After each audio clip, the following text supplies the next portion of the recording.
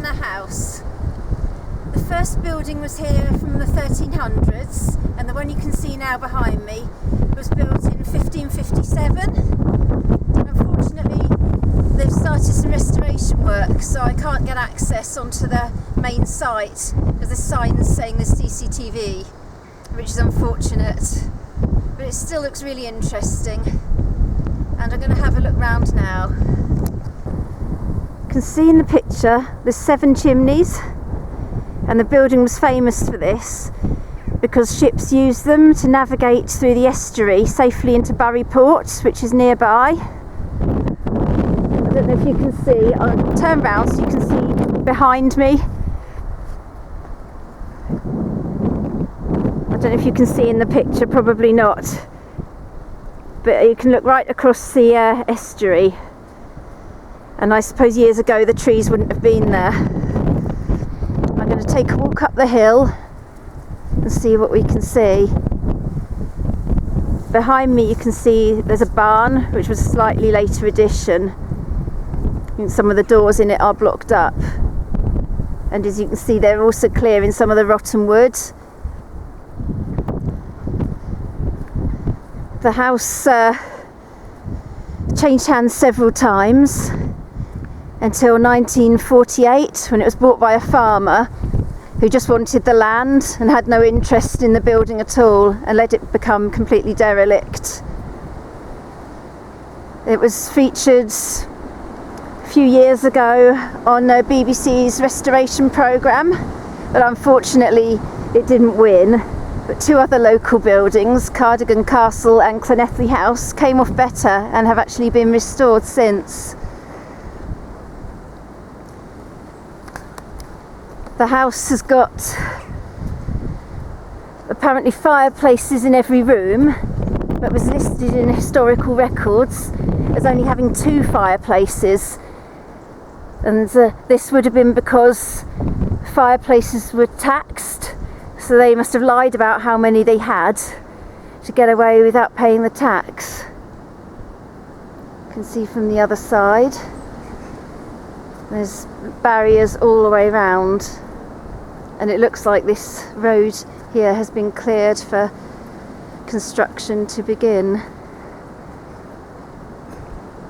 According to information on the internet, they also kept many of the windows shuttered so they didn't have to pay the glass tax. Let's see if we can get a good look. You can see that work is actually starting. There's planks up there. Unfortunately I can't see in very well. I'll have another look round.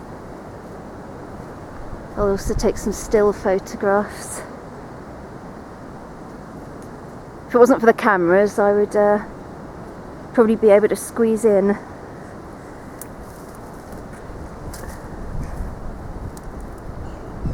I don't know if you can see behind the wire there.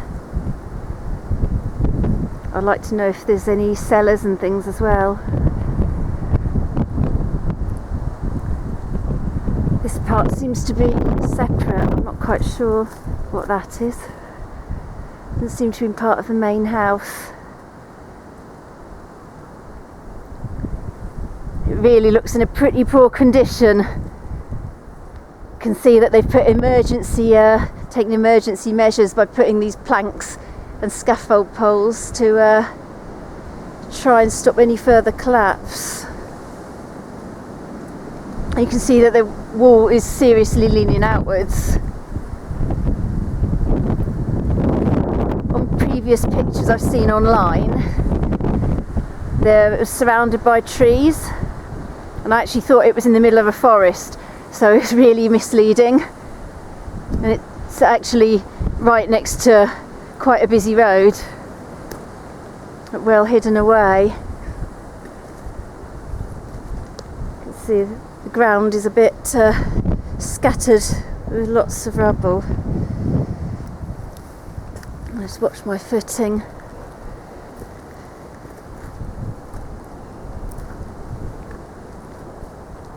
There were offers put in to buy the building several times, but they were turned down by the owner, who also wanted to demolish it, but the council turned down the demolition plans as it was such an important historical site.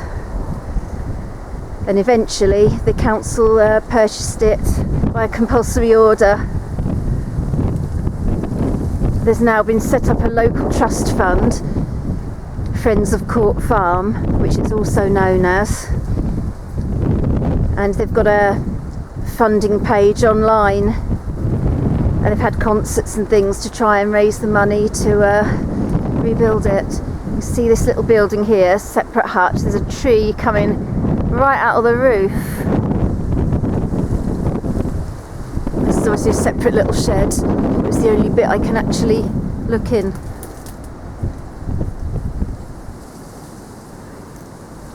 Some little windows at the side. A few old bottles. Luckily it hasn't actually been destroyed at all by vandals. Just through neglect. It really is quite a large place. Apparently in ancient times, the lord of the manor was required to supply the local people in Llanelli with 5 archers in case of war. So he must have been a pretty important person. I'm just going to go round to the front.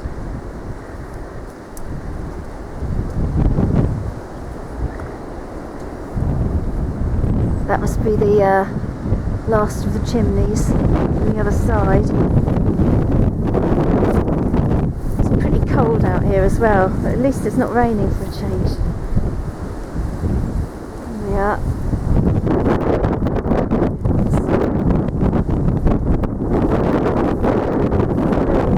So I don't know if that's affecting the camera. There's a sign on the side, private property.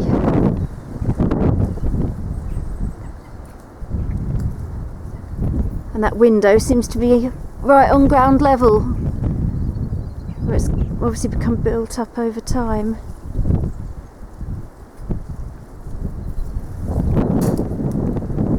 So thank you for watching. I'm afraid I think that's all I'm going to get today, but it's still worth having a look.